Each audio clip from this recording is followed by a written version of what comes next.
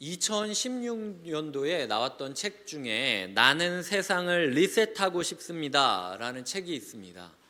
한국의 한 사회학자가 당시 한국 사회를 바라보고 리서치하면서 이 사람들은 리셋 욕구가 있구나 라는 사실을 통계적으로 접근하면서 어떻게 하면 우리가 이런 마음으로부터 자유로워질 수 있을까라고 이야기하는 책인데요. 그 사회학자가 여러 가지 사람들과 인터뷰를 나누는데 가장 많이 등장했던 말이 이 말이라고 합니다. 싸그리 망해버려야 한다. 싹 다 망해야 된다 라고 이야기하는 이야기를 제일 많이 들었다라고 해요.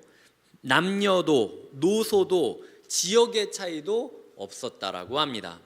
한 청년을 우리나라 싹 다 망해야 된다고 이야기하면서 이것만이 이 사회에서 꿈꿀 수 있는 유일한 공평함이다 라고 이야기했다고 합니다. 청년으로서 이 사회가 공평하지 않기 때문에 공평한 것은 딱 하나, 다 망해버리는 것만이 유일한 공평함이다 라고 이야기할 정도로 절망적이었다라는 거죠.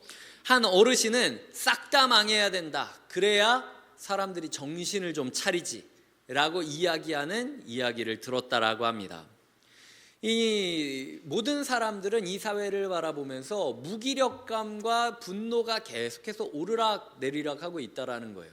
여러분들은 어떻습니까? 마치 이거는 다 망하지 않고 다 처음부터 시작하지 않으면 소용이 없구나 라고 느껴질 정도로 이 리셋 버튼을 누르고 싶은 욕구에 휩싸여 있지는 않으십니까? 이 파산 사회에서 사람들이 행하는 세 가지의 모습이 있다라고 그 사람은 책에서 이야기합니다. 첫 번째는 냉소적인 사람, 시니컬한 사람들. 한 주간 우리의 모습을 돌아봅시다. 이유 없이 우리가 갑자기 냉소적이진 않았습니까? 모든 이야기를 다 날카롭게 받아들이진 않았습니까? 그래서 뾰족뾰족한 마음으로, 그런 시선으로 우리가 살아가지는 않았습니까? 그렇다면 우리 마음 가운데 우리도 모르는 리셋 욕구가 있다라는 것이죠. 두 번째로는 유예적인 태도를 가진다라고 합니다. 유예적이다라는 게 무엇인가? 바로 문제로 뛰어들기에는 자신이 없는 거예요. 이 문제가 너무 크기 때문에 이 문제를 해결할 자신이 없어서 그냥 나는 아직 준비를 더 해야 돼 라는 식으로 변명거리를 찾는 겁니다. 그래서 이 학자는 학위 중독인 사람들, 자꾸 이거 배우고 저거 배우고 이 자격증 따고 끝나고 나면은 저 자격증 따고 이런 식으로 뭔가 사회를 향해 도전하고 변화하고 이제 개선해야 될 일꾼들이 오히려 지금 나는 아직 배워야 될 때이기 때문에 저 문제를 해결할 사람은 제가 아니라 다른 사람입니다 라는 식으로 면피하고 있다라는 거죠. 그리고 연수 중독이나 어학연수 이런 것처럼 어학연수 다녀오고 어디 연수 다녀오고 이런 식으로 하면서 문제를 회피하는 성향이 있다라고 이야기했습니다. 마지막 세 번째로는 그렇게 리셋 욕구가 있는 사람들은 도피의 모습을 갖는다라고 이야기를 합니다. 이 도피가 대한민국이 아니라 다른 나라로 떠나버리려는 그런 도피이기도 하고요. 이 책에서 강조하고 싶었던 건 사회의 큰 문제를 해결할 자신은 없으니까 그거는 정치인이 알아서 하겠지, 그건 경제인이 알아서 하겠지 라고 떠넘기고 나는 작은 모임에만 집중한다는 겁니다. 우리 가족, 우리 교회, 우리 다락방, 우리 GBS 이런 작은 모임에 집중하면서 사람들끼리 가족 중심의 사회, 동호회 중심의 사회, 그리고 나아가 이제 온라인 속에서 모르는 사람들과 함께 이렇게 교제를 나누면서 마음을 나누는 그런 모습들을 이 리셋 욕구가 충만한 사회 가운데 사람들이 행하는 모습이라고 하죠. 여러분들은 어떻습니까? 혹시 이런 욕구가 우리 마음에 있습니까? 어느 날 갑자기 원하지 않는 무기력감이 확 우리를 짓눌러서 가라앉게 만들고, 또 어떨 때는 내가 왜 이렇게 분노해야 되는지도 모르면서 모든 상황이 마음에 안 들어가지고 막 끌어오르는 듯한 이런 분노감을 느끼고 있지는 않으십니까? 저는 어제 금요일 토요일 청년 리더들과 함께 수련회를 다녀왔는데요. 가서 복음에 대해 이야기를 나누고 그리고 공동체에 대해서 기도하고 함께 서로에 대해서 알아가는 굉장히 유익한 시간을 보냈습니다. 그런데 제가 말씀을 준비하면서 다시 한번 확인하게 됐던 게, 제가 차로 이동하는 시간이나 아니면은 잠깐 대기하는 시간에 끊임없이 휴대폰을 두고 책을 계속 보고 있더라고요. 그 책이 눈에 들어오는 게 아니었어요. 근데도 계속해서 글자를 넘기고 있는 겁니다. 내가 글자를 넘기고 있지 않으면 불안해하고 있는 모습을 제가 발견하게 됐어요. 뭐라도 머릿속에 집어넣지 않으면 마치 내가 목사로서 뒤처져 있는 것 같고 이러면 안 될 것 같은 조급함이 있어서 이해가 되지도 않는데도 불구하고 집중이 되지도 않는데도 불구하고 활자를 계속 넘기고 있는 저의 모습을 보면서 나 또한 이 리셋 사회에서 어떻게든 살아남으려고 발버둥 치는 한 사람이구나 라는 생각을 하게 되었습니다. 이게 2016년도에 쓰인 책인데 10년이 되고 있는 지금까지도 우리는 그런 욕구를 가지고 있다라는 것이죠. 오늘 본문을 보면요, 마치 세례 요한의 입장에서는 그냥 다 때려치고 싶다라고 느껴질 정도로 허망한 장면입니다. 보시면은 마침 헤롯이 생일 잔치를 하는 상황이었습니다. 대신들과 천부장들과 갈릴리의 귀인들로 더불어 잔치하고 있다. 대신들은 자기와 가장 가까운 장관들, 그리고 천부장들은 그 장관들의 지시를 따라 실무를 하는 실무자들, 그리고 이 귀인들은 이 헤롯이 분봉왕이지 않았습니까? 이 자기가 다스리던 지역 가운데 호족들처럼 10명의 지방 유지가 있었다라고 해요. 그래서 그 지방 유지들과 함께 생일 축하를 하고 있는 장면입니다. 이 헤롯 입장에서는 자기의 모든 것을 과시함으로써 이 사람들에게 존경을 받을 수 있는 자기의 가장 가까운 대신들, 실무를 볼 천부장들, 그리고 자기를 좀 적대시하는 미묘한 관계인 호족들, 이 사람들과의 관계를 어떻게 설정하느냐 되게 중요한 상황이었다라는 것이죠. 그 사람들과 잔치를 하면서 계속 먹고 노는 상황인데 헤로디아는 그 자리에 없었습니다. 왜냐하면 당시 로마 문화권에서 파티를 연다는 것은요, 굉장히 성적으로 좀 문란한 장면들이 많이 일어나는 상황이에요. 소위 말해서 술집에 가서 사람들을 모아놓고 막 술 마시면서 이렇게 생일 파티하고 있는 모습이랑 똑같이 생각하시면 좋을 것 같아요. 그래서 그 당시에 자기 아내를 이 자리에 데려오는 건 되게 위선적이지만 아내를 술집 여자 취급하는 걸로 여겨졌기 때문에 권력자들은 대부분 아내는 집에다 두고 자기만 나와가지고 시녀들의 서빙을 받으면서 파티를 하고는 했습니다. 그러던 중에 헤로디아의 딸 살로메라고 불리는 여성이 들어온 거죠. 친히 들어왔다. 누가 강제해서 들어온 게 아니라 자발적으로 들어왔다라고 합니다. 그러니까 술집에서 파티를 벌이고 있는데 딸이 갑자기 들어온 거죠. 도대체 어떤 의미일까 지켜봤더니 왕의 자존심을 살려주기 위해서 자기가 춤을 추겠다라는 거예요.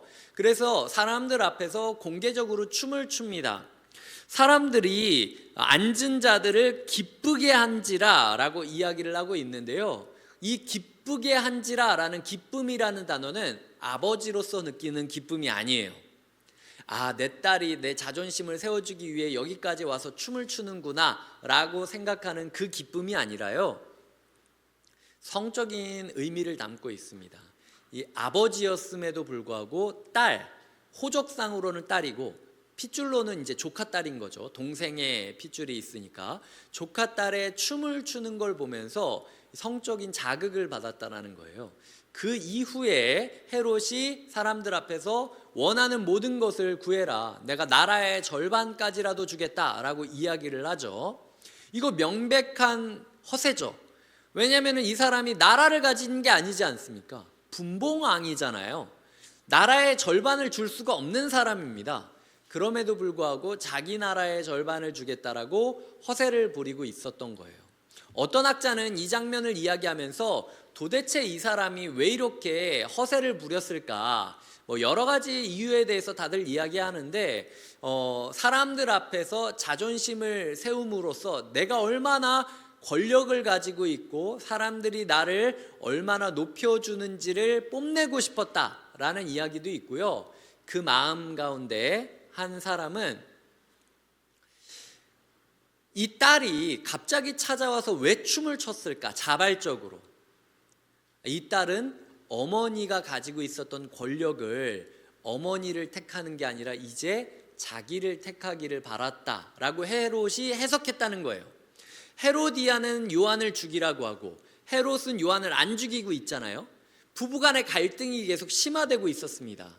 정치적으로 헤로디아의 딸인 살로메가 봤을 때 요 상황에서 내 어머니도 아빠를 내쳐버렸으니까 내 어머니 자리에 내가 올라가게 되면 내가 권력을 가질 수 있지 않을까?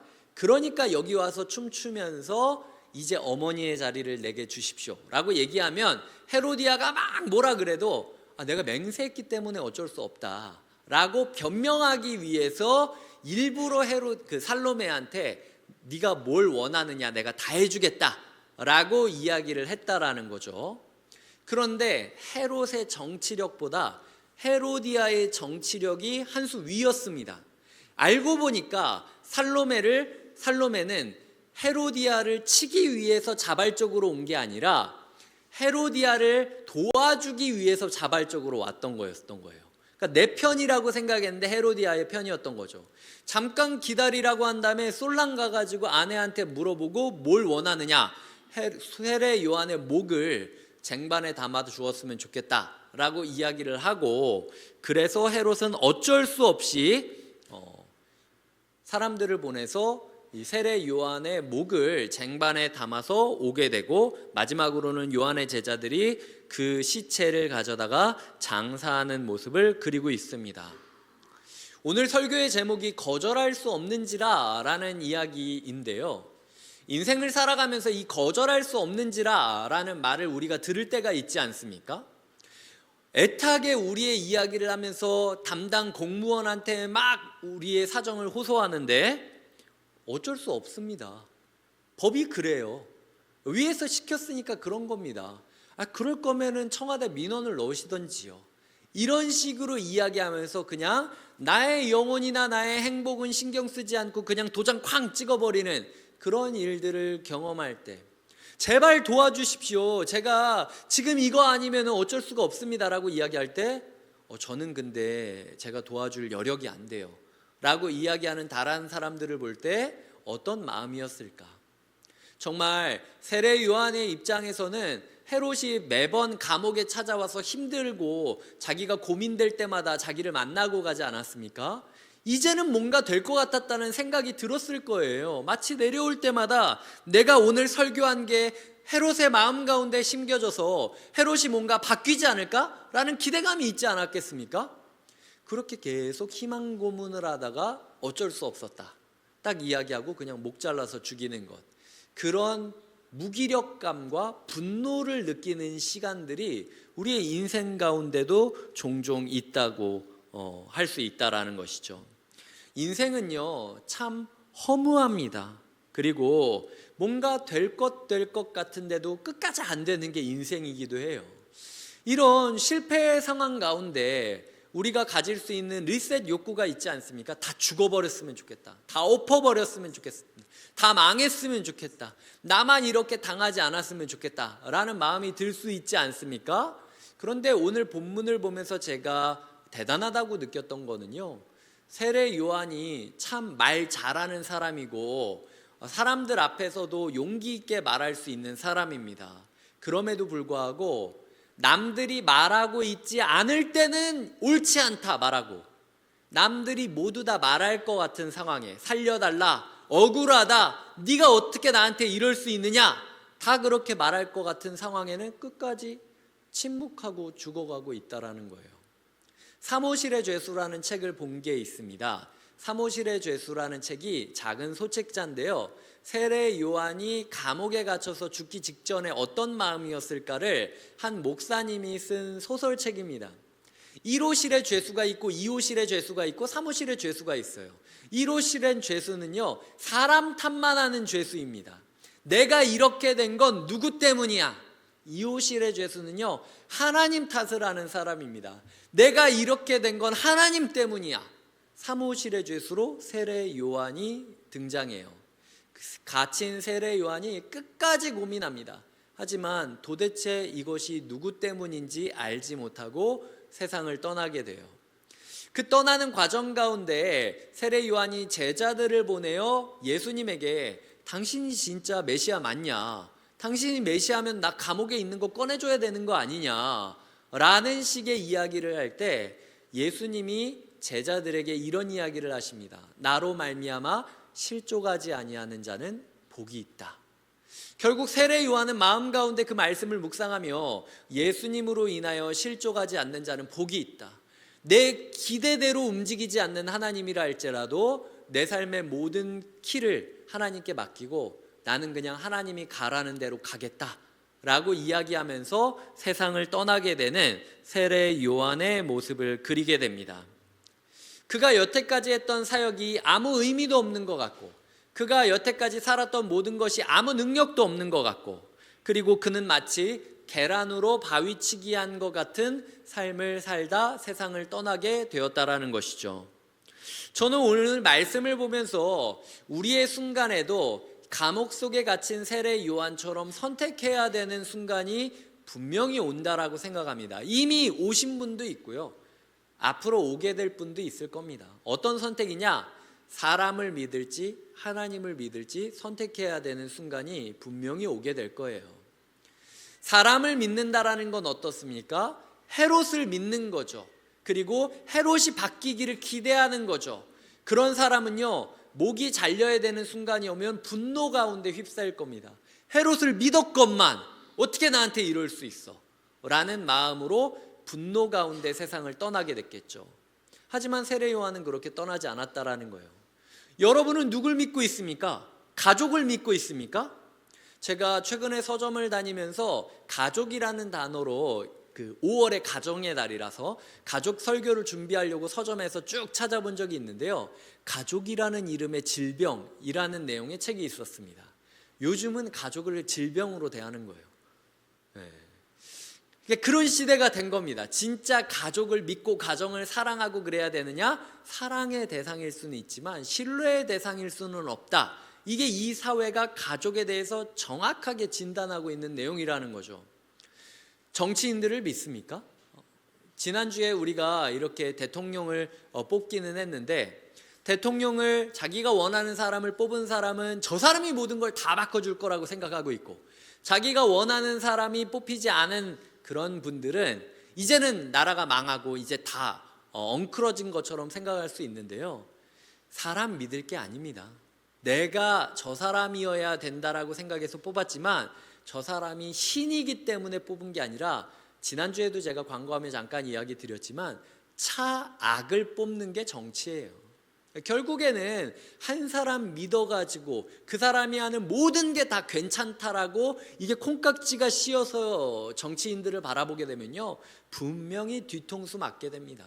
그렇기 때문에 민주사회의 시민으로서 오히려 지금부터 우리는 내가 뽑은 저 사람이, 우리가 뽑은 이 사람이 바로 사회를 이끌어가고 있는지를 검증해가고 격려해가고 경고하면서 끊임없이 투표권을 행사해서 우리의 주권을 실시하는 게 이 민주사회에서 시민의 덕목이라는 것이죠. 이 사회, 민주사회라는 거는요, 한 명의 정치인을 믿으면 안 된다라고 이야기하는 사회가 이 사회이기도 하다라는 것입니다. 그렇다고 목사님 저는 사람을 믿지는 않지만 하나님도 못 믿겠어요, 저는 그냥 이 상태 그대로 갈게요 라고 이야기한다면, 지난주에 이야기 드렸듯 시한폭탄이 계속 째깍째깍 울리고 있는데도 계속 걸어가고 있는 거랑 똑같아요. 어느 순간 우리에게 마침 이라는 순간이 딱 와버릴 겁니다. 뒤통수 맞는 순간이 세게 올 거라는 거예요. 인생에 중립이 있겠습니까? 중립이 없어요. 결국 이거냐 저거냐 둘 중 하나인 거예요. 나는 중립을 지키고 있다라고 하지만 결국에는 마음의 경향성, 편향성 때문에 어느 쪽으로 이렇게 쭉 밀려가고 있는 걸 보입니다. 전진하지 않으면 멈춰 있는 게 아니라 후퇴하고 있는 거나 마찬가지라는 거예요. 지난달에 제가 저희 아이랑 같이 워터파크에 갔습니다. 파도풀이었는데요, 이 얕은 물부터 시작해서 거의 한 2m 정도가 되는 수심까지 있는 파도풀이었습니다. 파도가 계속 치면서 중요한 몇 가지 포인트에는 이렇게 줄이 그어져 있었어요. 그 줄을 붙잡고 넘어가지 말라는 거죠. 그런데 키가 큰 형들이 이 줄을 넘어서 두 번째 단계로 막 들어가니까 저희 아이가 자기도 요즘 수영을 배운다고 자기도 갈 수 있다는 거예요. 그래서 같이 저랑 이렇게 구명조끼를 메고 파도풀로 들어갔는데 애는 이렇게 저를 보면서 너무 좋아하면서 이렇게 제가 느끼기에는 지금 2m 있는 쪽으로 점점 파도가 이렇게 쭉 밀렸다가 쭉 쓸려가면은 이러면서 저 멀리로 가는 저희 아이의 해맑은 표정을 보면서 제가 어떻게든 이 아이를 잡아 끌고 오려고 헤엄을 엄청 열심히 쳤습니다. 근데 파도풀 안에서 제가 헤엄을 치는데도 앞으로 못 가는 거예요. 얘를 잡아야 되는데 못 잡는 거예요. 그리고 주변을 둘러보는데 어느새 얘랑 저밖에 없는 상황인 거예요. 다 뒤에 가 있고, 그리고 안전요원이 저를 쳐다보고 있고, 근데 저는 어떻게든 오라고 소리 지르고 있는데 애는 자기는 저기 벽까지 가겠다고. 이게 하나님 마음이라는 거죠. 우리는 저는 그냥 가만히 있는 거예요. 아무것도 헤엄 안 치고 적극적으로 막 제가 저거 가려고 그러는 거 아니잖아요 라고 이야기하고 있지만, 하나님이 보기에는 다 뒤에 있고 중립을 지키겠다는 나만 저기 죄의 영향력으로 밀려가고 있는 모습을 보며 사력을 다하여 잡아 끌고 오려고 하는 모습을 우리는 느낄 수 있다라는 거죠. 결국에는 제가 그 구명조끼 잡고 한 10분을 이야기했습니다. 지금 이게 정신 차려라. 지금 다 형아들 뒤에 가 있지 않냐. 너만. 근데도 잘 몰라요. 자기는 형아보다 더 깊은 데 갔다고, 수영했다고 즐거워하고 끝이 나는 거죠. 우리의 모습이 바로 그럴 수 있다라는 겁니다. 결국은 적극적으로 하나님을 신뢰하는 신뢰의 고백이 없다면 우리의 발이 닿지 않는 수심까지 끌려가는 수밖에 없는 거예요. 그게 인생이라는 거죠.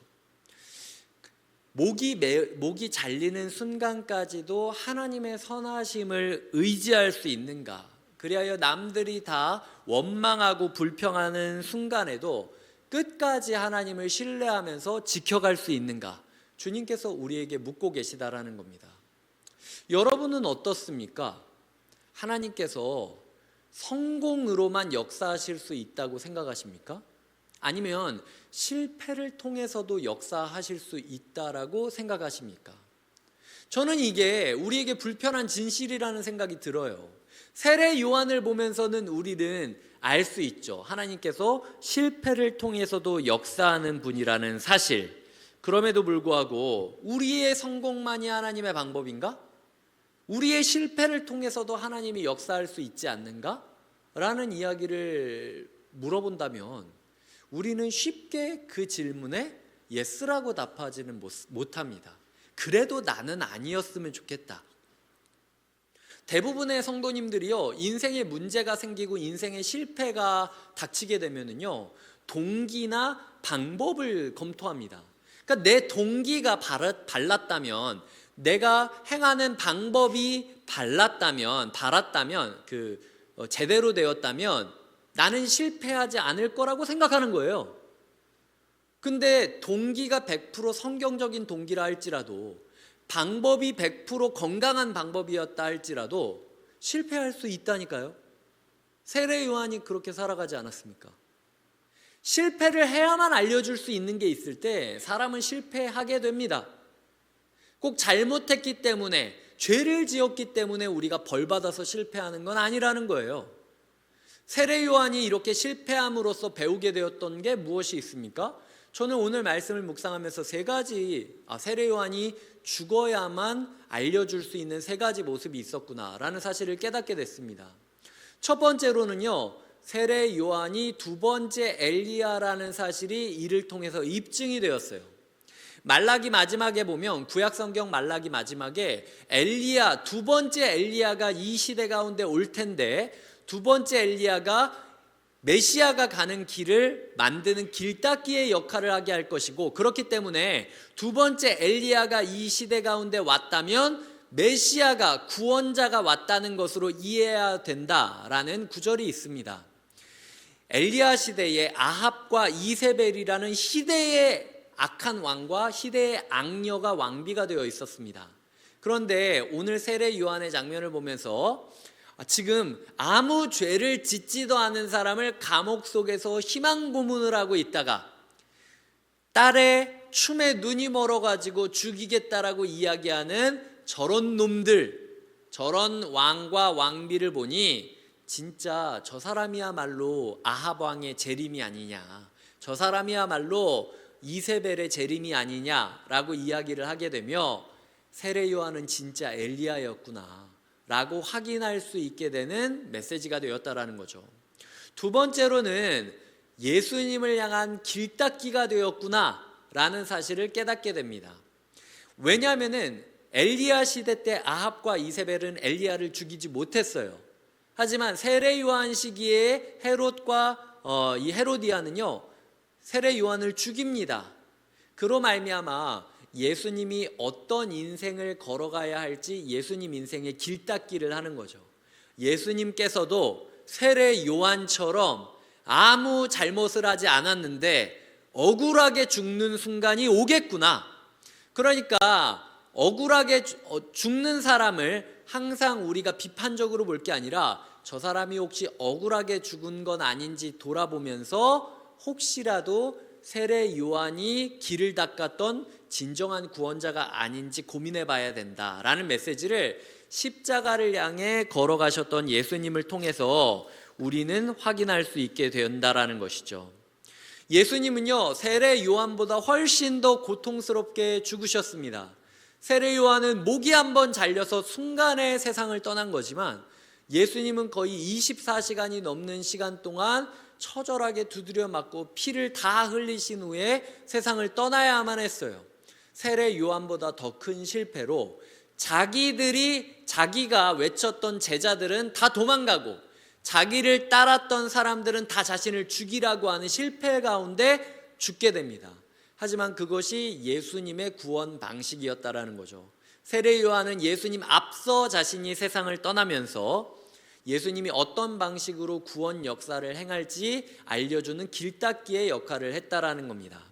세 번째로는 세례 요한을 통해서 세상 가운데 어떤 왕을 우리가 우리의 왕으로 여겨야 되는지 고민해야 된다라는 메시지를 주게 됩니다.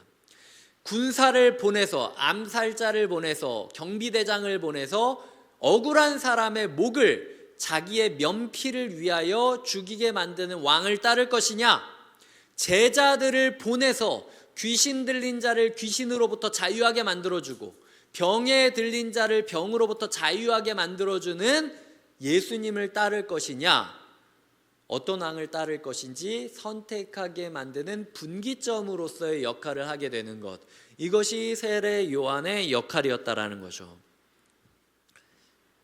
세례 요한 빼고 다 알고 있는 겁니다. 세례 요한이 죽었을 때 더 하나님의 메시지가 선포될 것이라는 걸 우리만 빼고 다 아는 겁니다. 왜 나는 이렇게 힘들어야 되는가? 왜 나는 이렇게 고생해야 되는가? 왜 나는 왜 이렇게 실패해야만 되는가?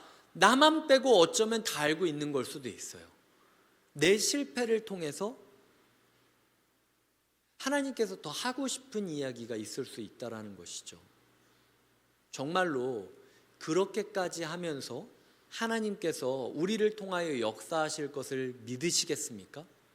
아니면은 어떤 일이 있더라도 선하신 하나님인 건 알지만 그래도 나는 성공시켜 줘야죠, 내 동기가 바르고 방법이 바르잖아요 라는 식으로 끝까지 하나님 앞에 저항하며 감옥 창살을 뒤흔들고 계시겠습니까? 주님께서 사무실에 들어온 죄수인 우리를 향하여 외치고 계시는 말씀이라는 것이죠. 이제 말씀을 맺겠습니다. 저는 오늘 말씀을 묵상하며 2012년에 있었던 한 애니메이션 영화가 생각이 났었어요.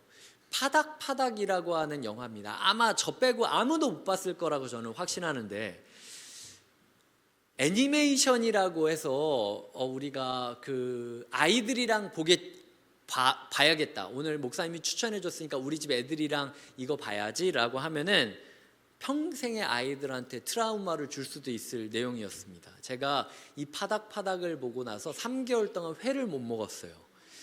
이게 어떤 내용이냐면 한 고등어가 있는데요. 이 고등어가 바닷가에서 헤엄을 치다가 잡힙니다. 눈 떠보니 수족관이었어요. 횟집 수족관이었습니다. 그래서 횟집에 있는데 횟집에서 그 손님들이 원할 때마다 한 마리 한 마리씩 엄청 거대한 손이 와가지고 이 물고기를 잡아가지고 들고 간 다음에 이렇게 회를 쳐가지고 이 횟상을 내놓는 거를 그 물고기들이 다 쳐다보고 있는 내용입니다. 그래서 고등어가 어떻게 하면은 그 수족관을 탈출해서 다시 바다로 돌아갈 수 있을까를 고민하면서 시도하면서 이 애쓰는 장면이 이 영화의 주 내용이에요. 그래서 이 꿈뻑꿈뻑이면서 대화를 나누는 생선들이 너무나도 인간적이라서 그 생선들이 자기의 피가 막 이렇게 그 살점이 막 뜯겨지는 모습을 봤을 때 사람을 그냥 산채로 피부를 뜯는 것 같은 느낌이 들었던 영화였습니다. 그 정도로 제가 되게 힘들어했던 영화였어요.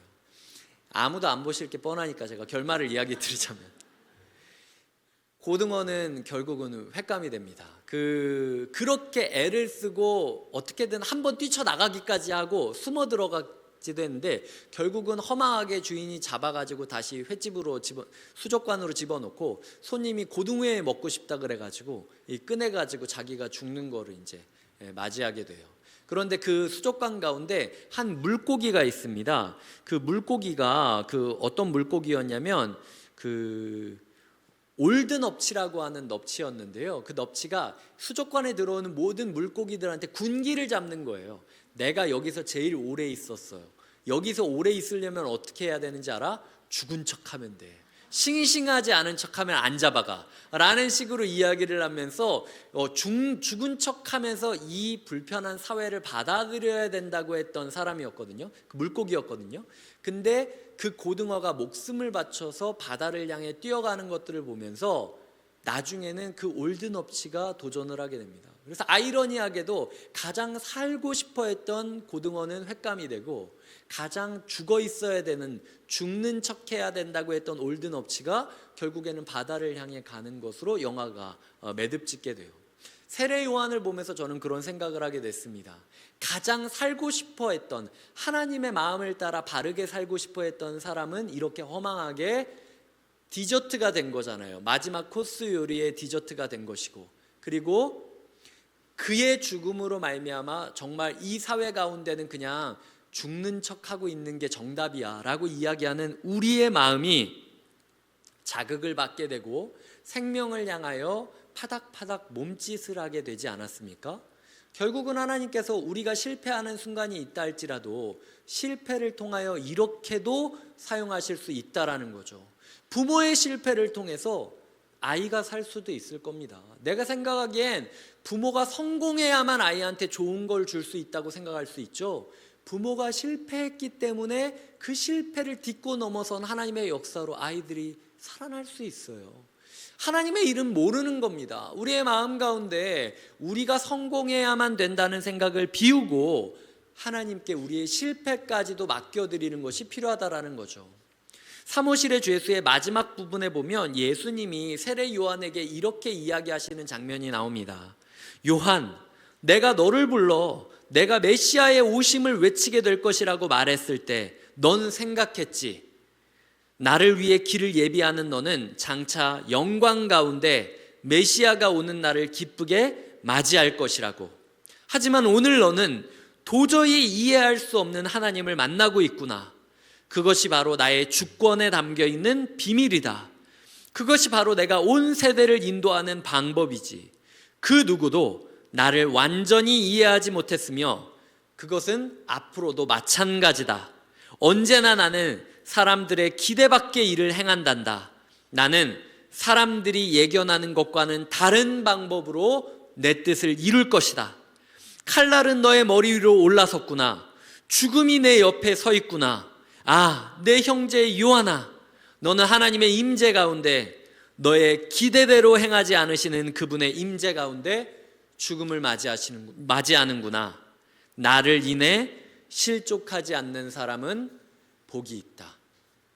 주님으로 인해 실족하지 않는 한 주를 보내시기를 주님의 이름으로 축복드립니다. 기도하시겠습니다. 하나님, 우리가 이렇게까지 했는데 우리는 성공해야 되는 것 아니냐며 억울해하는 우리의 마음 가운데 침묵하고 있는 세례 요한을 보여주시는 주님을 봅니다. 하나님, 우리의 기대와는 다르게 역사하시는 하나님, 하지만 우리가 꿈꿨던 모든 것들을 선명하게 드러내시는 하나님, 그 하나님의 주권 앞에 우리의 모든 삶을 내어드리게 하여 주시옵소서. 우리의 실패까지도 하나님께서 선하시기에 선한 열매를 맺을 것을 소망하며 예수님의 이름으로 기도드립니다. 아멘. 이 시간 우리가 아까 찬양했던 찬양을 다시 한번 찬양하겠습니다. 주의 자녀로 산다는 것은 최근에 제가 불렀던 찬양 중에 가장 복음과 연결되는 찬양이라는 생각이 들었습니다. 함께 찬양하며 복음을 묵상하겠습니다.